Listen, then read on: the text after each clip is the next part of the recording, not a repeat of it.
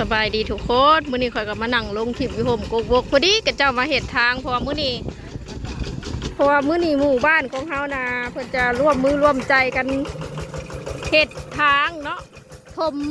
มคุกทมคุมบ่อนอันมันเป็นคุกเป็นคุมในทางหมู่บ้านเฮานี่แหละอ้าวใช่ว่าไปเลี้ยงงัวคือได้มาซะนี่นี่เด้ดิผู้ออกแห่งงานประจำเมืองข่อยมาลงคลิปอยู่นี่โอ้รถไทยคันหนักมาอีกหรือเข้าไปข้างนอกบ่นะแดดข้ามืออะไรได้เนาะกลุ่มเด็กน้อยวัยรุ่นสายสกันผู้หญิงก็มีเพื่อนละคนแต่ก็บางเพื่อนกับบ่มาก็มีทุกคนมาแล้วก็จะสิมาเห็ดเพื่อนเด็กเขาจะมาขุดเอาขี้ดินนะฮะเห็ดแต่นอกผู้ตีเข้ามาผมหมดมันเป็นคุกเป็นคุมว่าทางมันเพแห้งนะทุกคนมือไถพลตกนี่เป็นบวกเป็นนองนะบนได้เห็ดถั่วเบิดดอกบนได้มันเป็นคุกเป็นคุมกระดูกกระดิกกระเห็ดใส่เห็ดทมใส่ผู้หญิงกับลายคนอยู่นะนะกับผู้หญิงแม่น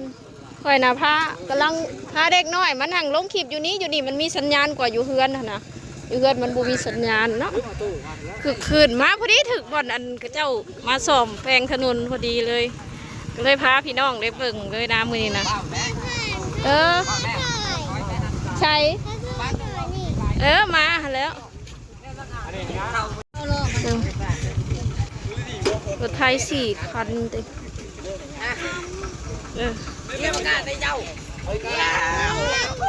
ยังลูกบางคนก็จะกับบไดมาดิ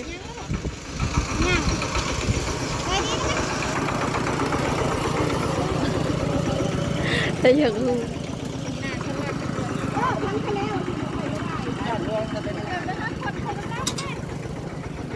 แดดมื้อนี้แดดเพิ่นก็ได้เก็บเงินกันเฮือนเท่านั้นเท่านี้เนาะพี่น้องเพื่อในการใส่น้ำมูกน้ำมันซื้อน้ำอยู่น้ำกินเป็นการเติมน้ำมันโหลดพ้นขี้ดินนี่แหละแล้วก็ซื้อน้ำดื่มน้ำกินสำหรับผู้ที่ออกแรงงานเนาะสมทบกันเห็นจังไดเนาะทางบ้านเฮาค่ะบ่ซ่อมบ่แปลงมันแห้งเป็นคุกเป็นคุมแต่พ้นตกทางมันข่อยเนี่ยก็ถือว่าใครอยู่ได้พอไปพอมาได้ถ้าทางบางหมู่บ้านแห้งกระเต็กไปมาบ่ได้จักดีเวลาฝนตกลินนี่ประมาณนี้ทั้งนั้นก็คุดจุบจิบอยู่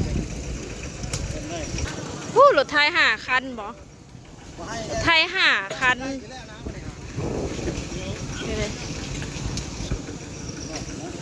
มันก็ได้ฮักผดไม้มาปูฮักผดไม้มาปูรถไทยซะก่อนทั้งนาคุดอยู่จุบจิบอยู่เพิ่นน่าจะเห็ดแต่ทั้งนี้เห็ดแต่ทางออกหมู่บ้านแคมทางดำยับเข้ามาผีบ่หรือจังใดเนาะ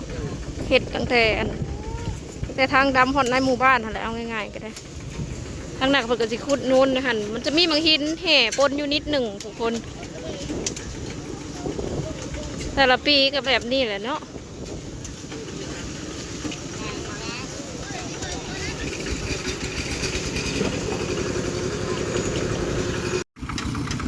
เต็มแล้ว3 คันก็ออกไปสระพุ่นแล้วพี่น้องเห็ดตั้งแต่ทั้งนอกไหลเข้ามาเนาะ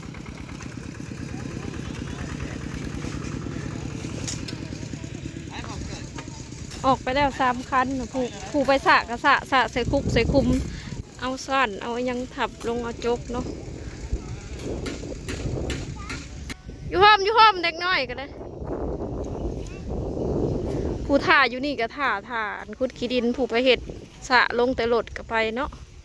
ซ้ำนี่ก็นักได้ขี้ดินยามฝนเนาะ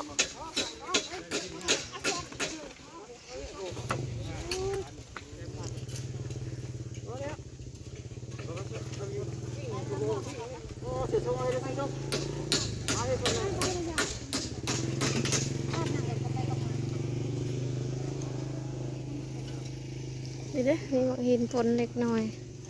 บนโบมีกับโบมีเลย น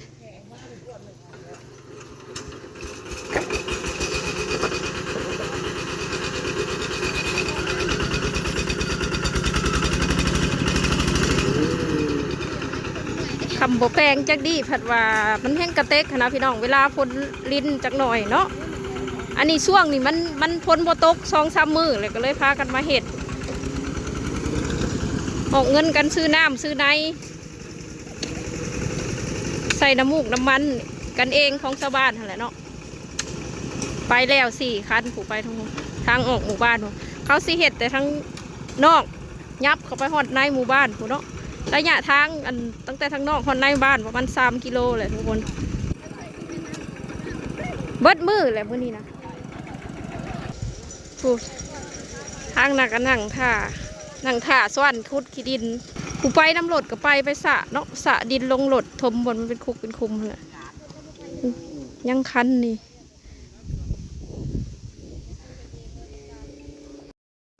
ไม่ใช่มาชนผมแต่เจ้าคนดินออกนอกพูดแล้วคันสุดท้ายตัวนี้หมู่อีก4 คันออกไปมันหนักบ่ขึ้นอีกวะฮะเฮ็ดมันหนักเลยพี่น้องซ้ำหนักกันหนักเลยมันไว้ใช้พอยอยู่ในกระตารถอ้าวรถค่าแล้ววันนี้ขี้ดินซ้ำหนักมันก็หนักเลยทุกคนในรถไทยนะอีกกลุ่มหนึ่งออกไปสระดินลงแต่รถอยู่ทางนอกหมู่บ้านนักค่ะแล้วขี้ดินยามฝนมันนักคือยังนี่ฝนอีกวันนี้พออ้าว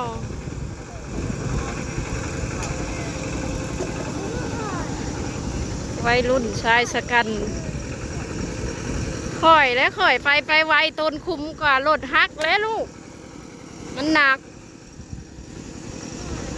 ขี้ดินรถนักขี้ดินนะ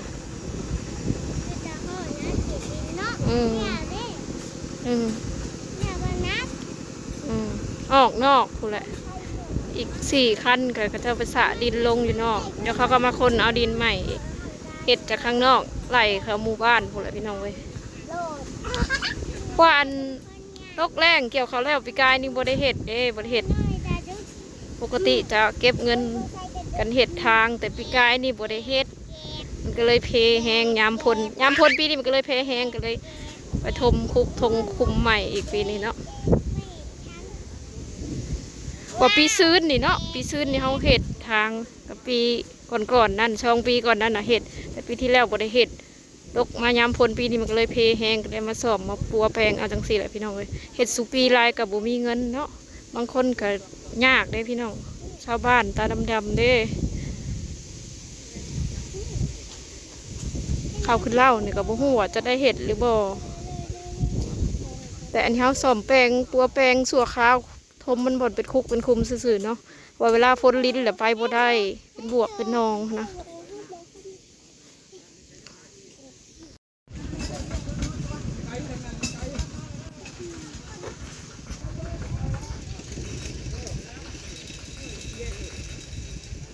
ตลาดน้อยมาแหวน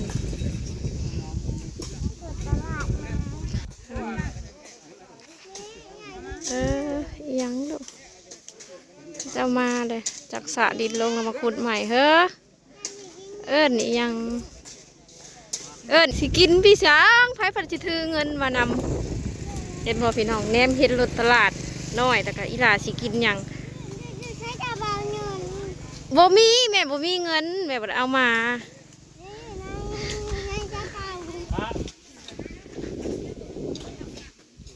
บอกเสนอเอามันก็บอกเห็นแล้วก่อนจะป้าต้องเสนอก่อนบอกยังจำได้เงินประกาศยัง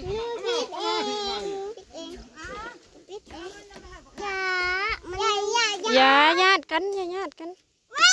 ให้กันนะ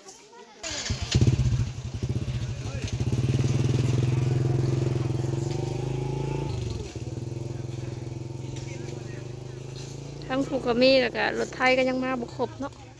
รถไทยยัง3 คันที่เพิ่นไปสระดินยังมาต้นนี้ได้หลายเที่ยวหนึ่งแล้วก็มาสระขุดดินเอาไปต่อเองส่วนเมื่อไม่ได้อยากเมื่อพี่น้องคนอยากท่าผู้ที่อยากเมื่อผู้ที่ไปอยากเมื่ออยากท่าเบิ่งรถไทยกระเจ้าผัดว่าไทยกระเจ้าเขาได้หลังมาวุ่นเป็นบ้างเหรอ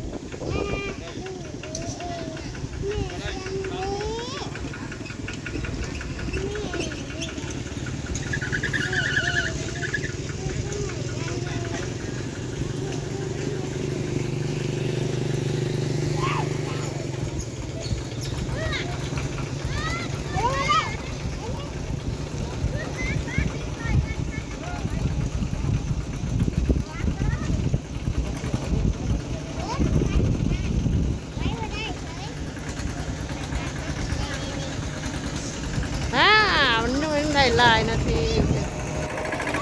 อุ้ยอุ้ยรถวัยรุ่นครับไวไวแหละวัยรุ่นครับไวเนาะตัวนี้จังแล้วตัวนี้ไวบ่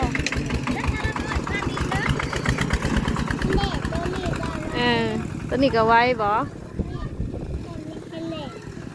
ปูมาปูมือรถไทย5 คันทั้งหมดเนาะคนนี่ก็ถือว่ายังบ่หลายปานใดมาบ่ครบบางคนก็เอิ้นจนปากสิจิกก็บ่ยอมเฮ็ดเวียกรวมน้ำหมู่ก็มีได้พี่น้องแบบนั้นก็มีเฮ้ออยู่แล้วตัวนี้ก็จะสิขุดดินใส่ให้ก็จะชวนดินใส่ดินเต็มผู้แลก็จะจังคนออกไปแต่ถามว่าเป็นยังคือเอารถมีทางมันชวนขึ้นชวนลงเอาดินลงยากรถมีพาเนาะรถทางไม่ใช่เลยเอาขึ้นเอาลงมันสะดวกแม่นในเฮือนนี่ก็พ่อเพิ่นย่างงัวพี่น้องเอ้ย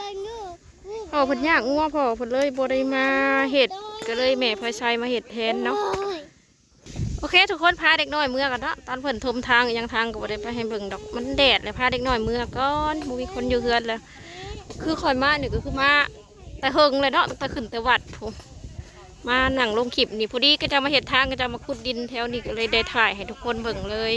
พ่อกันคลิปหน้าเด้อพี่น้องไปแล้วคลิปนี้สบายดีเด้อพี่น้องพาเด็กน้อยเมื่อก่อน